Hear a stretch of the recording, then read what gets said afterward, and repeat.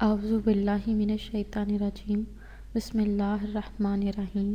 شروع خدا کا نام لے کر جو بڑا ہی مہربان نہایت رحم کرنے والا ہے۔ السلام علیکم ورحمۃ اللہ وبرکاتہ۔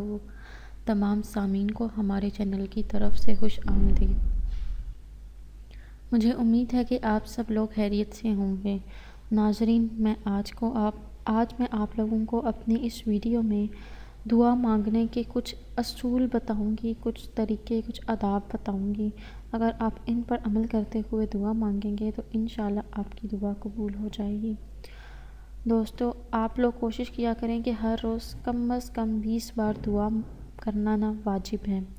الحمدللہ، نمازیوں کا یہ واجب نماز میں سورہ فاتحہ سے ادا ہو جاتا ہے کہ اہدنا الصراط المستقیم، یعنی کہ ہم کو سیدھی راستے پر چلا بھی، یہ بھی ایک دعا ہے۔ اور الحمدللہ رب العالمین، سب خوبیاں اللہ کا کو جو مالک سارے جہاں والوں کا ہے، کہنا بھی یہ ایک دعا ہے۔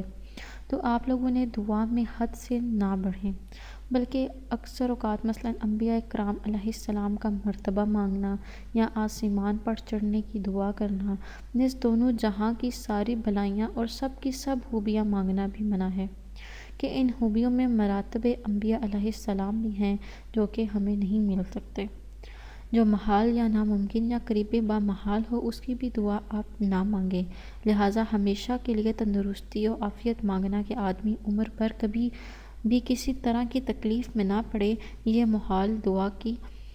محال آدمی کی دعا مانگنا ہے، یعنی کہ یوں ہی لمبے قد کے آدمی کا چھوٹا قد ہونے اور چھوٹی آنکھ والے کا بڑی آنکھ کی دعا کرنا ممنوع ہے، کہ ایسے امر کی دعا ہے کہ جس پر قلم جاری ہو چکا ہے، یعنی کہ یہ سب باتیں لکھی جا چکی ہیں آپ لوگوں کی تقدیر میں۔ گناہ کی دعا نہ کرے کہ مجھے پرایا مال مل جائے، کہ گناہ کی طلب کرنا بھی ایک گناہ ہے۔ دوستو، قطع رحم، مثلاً فلاں رشتہ داروں میں لڑائی ہو جائے، اس کی بھی دعا نہ کی جائے۔ اللہ عز و جل سے حقیر چیز نہ مانگی جائے کہ پروردگار غنی ہے، بلکہ اپنی تمام توجہ اس کی طرف رکھے اور ہر چیز کا اسی سے سوال کرے۔ رنج و مصیبت سے گھبرا کر اپنے مرنے کی دعا نہ کرے۔ خیال رہے کہ دنیاوی نقصان سے بچنے کے لیے موت کی تمنا ناجائز ہے اور دینی مضرت یعنی دینی نقصان کے خوف سے جائز۔ دوستو، بلا ضرورت شرعی کسی کے مرنے اور خرابی یا بربادی کی دعا نہ کی جائے۔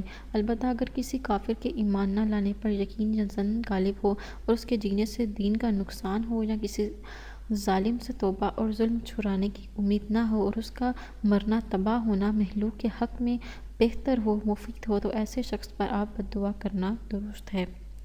دوستو، کسی مسلمان کو یہ بد دعا نہ دے کہ تو کافر ہو جائے، کہ بعض علماء کے نزدیک ایسی دعا مانگنا کفر ہے، اور تحقیق یہ ہے کہ اگر کفر کو اچھا یا اسلام کو برا جان کر کہے تو بے شک کفر ہے، ورنہ بڑا گناہ ہے کہ مسلمان کی بدخواہی یعنی برا چاہنا بھی حرام ہے۔ دوستو، کسی مسلمان پر لعنت نہ کرے، اور اسے آپ لوگوں نے جس کافر کا کفر پر مرنا یقینی نہیں، اس پر نام لے کر لعنت نہ کرے۔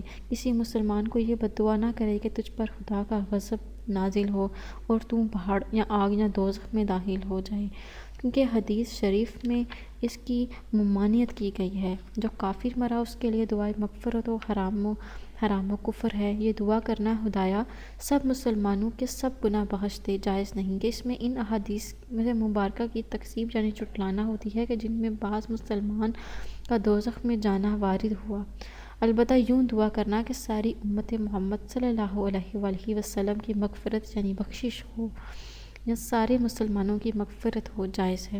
اپنے لیے اور اپنے دوست احباب، اہل و مال اور اولاد کے لیے بد دعا نہ کی جائے، کیا معلوم کہ قبولیت کا وقت ہو اور وہ بد دعا کا اثر ظاہر ہونے پر بعد میں آپ لوگوں کو ندامت محسوس ہو۔ دوستو، یہ تھے کچھ دعا کے اصول اور طریقے۔ دوستو، اگر آپ لوگوں کو ہماری آج کی ویڈیو پسند آئی ہے تو کمنٹس میں اس کا اظہار ضرور کیجیے گا، اور دل کھول کر دعا مانگیں اور پورے خلوص اور نیت کے ساتھ اور اچھی نیت کے ساتھ دعا مانگیں گے تو انشاءاللہ تعالیٰ آپ کی دعا کو ضرور قبول فرمائی جائے گی۔ دوستو، انشاءاللہ تعالیٰ آپ سے پھر ملاقات ہوگی بہت جلد ایک نئی دعا کے ساتھ۔ تب تک کے لیے مجھے اجازت دیجیے، اپنی دعاؤں میں مجھے بھی یاد ضرور رکھیے گا۔ اللہ حافظ و ناصر۔